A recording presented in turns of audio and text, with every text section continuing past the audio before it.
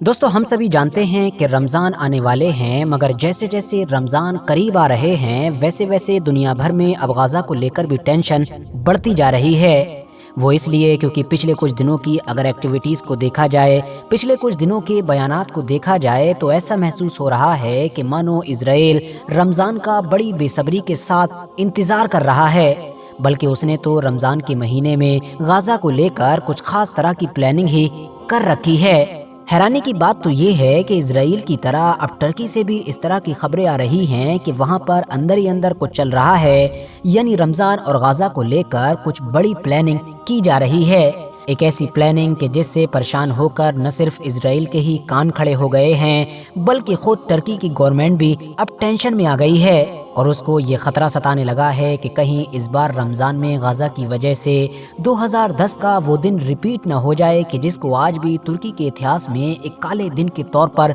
याद किया जाता है। 2010 का वही काला और वही खतरनाक दिन कि जिसको आज भी अगर टर्की के आम लोग या फिर टर्की की गवर्नमेंट याद कर लेती है तो इन लोगों की रूह कांप जाती है। मगर अब सवाल यही है कि आखिर टर्की में ऐसा भी क्या प्लान हो रहा है कि जिसकी वजह से एक ही वक्त पर इजरायली गवर्नमेंट और टर्की की गवर्नमेंट परेशान नजर आ रही हैं। वरना ये दोनों तो आपस में एक दूसरे के ऑपोजिट हैं, तो जाहिर है जिस चीज़ को लेकर अगर एक परेशान होगा तो दूसरे को खुश होना चाहिए और अगर किसी चीज़ को लेकर एक खुश है तो दूसरे को परेशान होना चाहिए। साथ ही साथ सवाल ये भी है कि आखिर 2010 का वो काला दिन क्या है, क्या हुआ था उस दिन, और आखिर टर्की को एक बार फिर से गाजा की वजह से वो दिन रिपीट होने का खतरा क्यों सता रहा है। दोस्तों सबसे पहले तो बात करते हैं रमजान में गाजा को लेकर इजराइल की प्लानिंग के बारे में जो पिछले कुछ दिनों से नजर आ रही हैं। जैसा कि अभी बेनी गैंट्स की तरफ से ही 2-3 दिन पहले एक बयान जारी किया गया है और याद रखना चाहिए कि ये वो बंदा है कि जो इजराइल की वॉर कैबिनेट में भी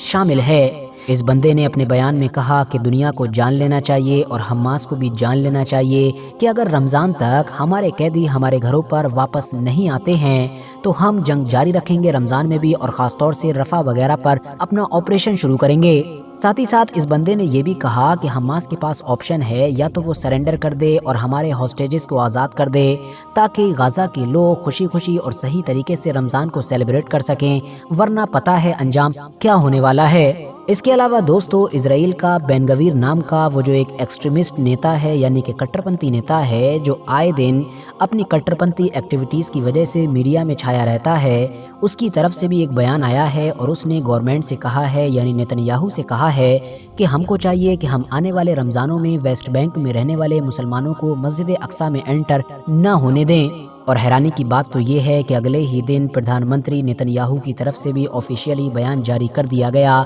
जिसमें कहा गया कि मस्जिद अक्सा के अंदर जाने की तो इजाज़त होगी लेकिन हम लिमिटेशंस लगाएंगे, यानी बहुत कम तादाद में ही मुसलमानों को मस्जिद अक्सा में एंटर होने दिया जाएगा और हम ये ऐसा इसलिए कर रहे हैं ताकि सिक्योरिटी वगैरह को मेंटेन किया जा सके। हालांकि दोस्तों मैं यहाँ पर आप लोगों को ये भी बताता चलूँ कि मस्जिद अक्सा कोई आम जगह नहीं है बल्कि मुसलमानों के लिए तीसरी सबसे मुकद्दस जगह मानी जाती है। बात सिर्फ इसी रमजान की नहीं है बल्कि मस्जिद अक्सा के बारे में तो हर रमजान में ही ये सुनने को मिलता है कि वहाँ पर इजरायली फौज ने मुसलमानों को रोकने की कोशिश की या उनके ऊपर अलग अलग तरह के कानून थोपने की कोशिश की। नतीजा ये होता है कि हर साल ही वहाँ पर क्लैश हो जाता है और इस बार तो ऑलरेडी जंग चल रही है, तो जाहिर है हालात कैसे बन सकते हैं ये सोचना भी बड़ी मुश्किल बात है। यही वजह है कि खुद इजराइल की भी कई मीडिया ऑर्गेनाइजेशन खुले तौर पर इस बात को लिख रही हैं कि ये जो गवर्नमेंट ने मस्जिद अक्सा से जुड़ा हुआ फैसला लिया है ये खतरनाक साबित हो सकता है और हो सकता है हमारी गवर्नमेंट पर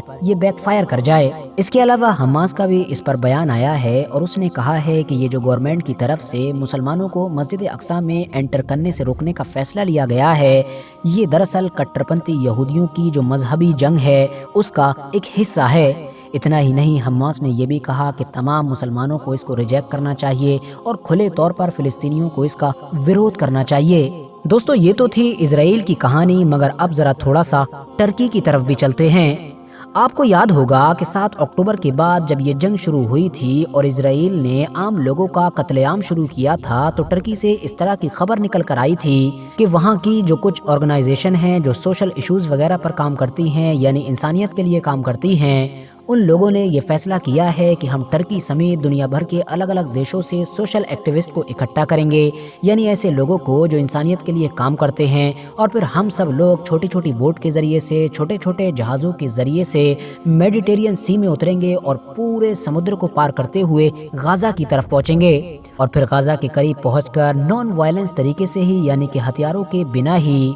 उस ब्लॉकेड को तोड़ने की कोशिश करेंगे कि जो लंबे वक्त से इजराइल ने गाज़ा के लोगों पर लगा रखा है और उनको कैद कर रखा है। छोटे छोटे जहाज़ों यानी कि बोट्स वगैरह के ज़रिए से टर्की से गाज़ा की तरफ जाने वाली ये फ़ौज कोई छोटी मोटी नहीं बल्कि हज़ारों की तादाद में होने वाली थी। मगर फिर वक्त के साथ ही ये खबर न जाने कहाँ दफन हो गई थी। लेकिन अब जब एक लंबा वक्त गुजर चुका है तो इस मंसूबे से जुड़ी हुई कुछ खबरें फिर से बाहर निकल कर आ रही हैं, और ऐसा माना जा रहा है कि अब इन लोगों ने तैयारी भी कंप्लीट कर ली है।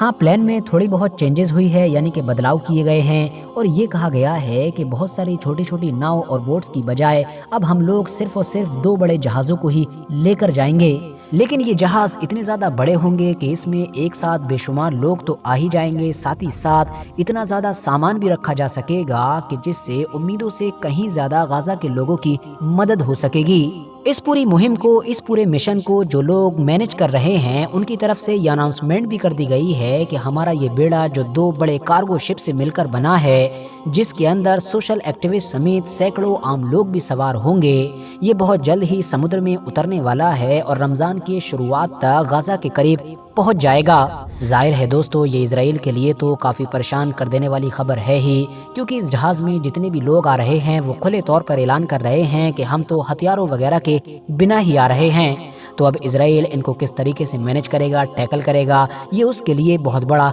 चैलेंज होगा। लेकिन सबसे ज़्यादा हैरानी की बात तो ये है कि टर्की में ये जो कुछ भी चल रहा है, ये जो प्लानिंग हो रही है कुछ ऑर्गेनाइजेशन और एक्टिविस्ट की तरफ से, इन तमाम चीज़ों की वजह से टर्की की गवर्नमेंट के कान भी खड़े हो चुके हैं। और जैसा कि मैंने आपको शुरू में ही बताया कि टर्की गवर्नमेंट की परेशानी की वजह यही है कि क्योंकि उसको डर है कि कहीं 2010 का वो काला दिन एक बार फिर से रिपीट ना हो जाए।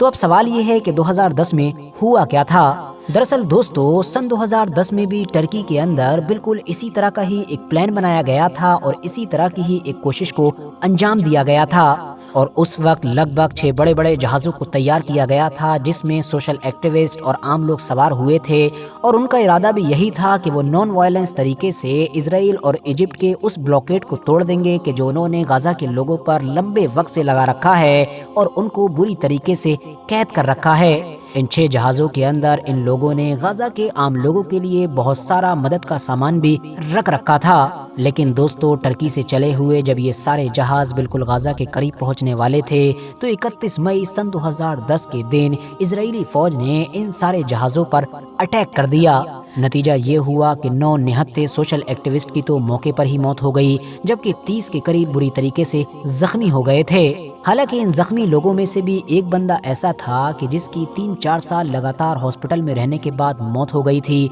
और इस तरह से इजराइल के इस हमले में मरने वाले लोगों का आंकड़ा 10 पर पहुंच गया था। इस पूरे इंसिडेंट के बाद दुनिया तो शॉक थी ही, मगर टर्की इजराइल के ऊपर बुरी तरीके से भड़क उठा था। इजराइल और टर्की के रिश्ते पूरी तरीके से लगभग ख़त्म हो गए थे और अगले कई सालों तक ख़त्म ही रहे थे। मगर फिर सबसे पहले तो सन 2013 में इजरायली प्रधानमंत्री यानी कि नेतन्याहू ने रजब तैयब अर्दोगान से 1 से 1.5 घंटा चली फ़ोन कॉल में माफ़ी मांगी, जिस माफ़ी को राष्ट्रपति रजब तैयब अर्दोगान की तरफ से कबूल कर लिया गया था। और फिर 15 और 16 का दौर आते आते इन दोनों के बीच कुछ एग्रीमेंट वगैरह हो गए थे, यानी कि ये पूरा मामला सॉर्ट आउट हो गया था। जाहिर है टर्की की कुछ ऑर्गेनाइजेशन की तरफ से और सोशल एक्टिविस्ट की तरफ से बिल्कुल उसी तरह का ही मिशन और उसी तरह की मुहिम एक बार फिर से शुरू की जा रही है। तो इसीलिए ज़्यादातर लोगों की नज़र इसी चीज़ पर है कि या तो राष्ट्रपति रजब तैयब अर्दोगान इस मुहिम को शुरू होने से पहले ही खुद ही रोक देंगे ताकि दोबारा कोई वैसी गलती ना हो, या फिर अगर ये मुहिम शुरू हो भी गई यानी वहाँ से ये सारे लोग निकल भी गए तो देखना ये होगा कि इस बार इजराइल क्या करता है। फिलहाल दोस्तों, आज की अपनी इस वीडियो को ख़त्म करने से पहले मैं आप लोगों से ये रिक्वेस्ट भी ज़रूर करना चाहूँगा कि आप लोग मेरा सेकंड चैनल कि जिस पर मेनली मैं न्यूज़ वगैरह कवर करता हूँ उसको भी ज़रूर सब्सक्राइब करें। डिस्क्रिप्शन और कमेंट्स बॉक्स में लिंक मिल जाएगा। बाकी यूट्यूब पर साजिद ज़ोहेब लिखकर भी सर्च कर सकते हैं। یہ ویڈیو بھی اگر انفارمیٹیو لگی ہو تو لائک کرنے کے ساتھ ساتھ دوستوں کے ساتھ ضرور شیئر کریں، اور اسی طرح کی ہی ویڈیوز ہمیشہ دیکھنے کے لیے میرے اس چینل کو بھی سبسکرائب کرنے کے ساتھ ساتھ بیل آئیکن کو بھی ضرور پریس کریں۔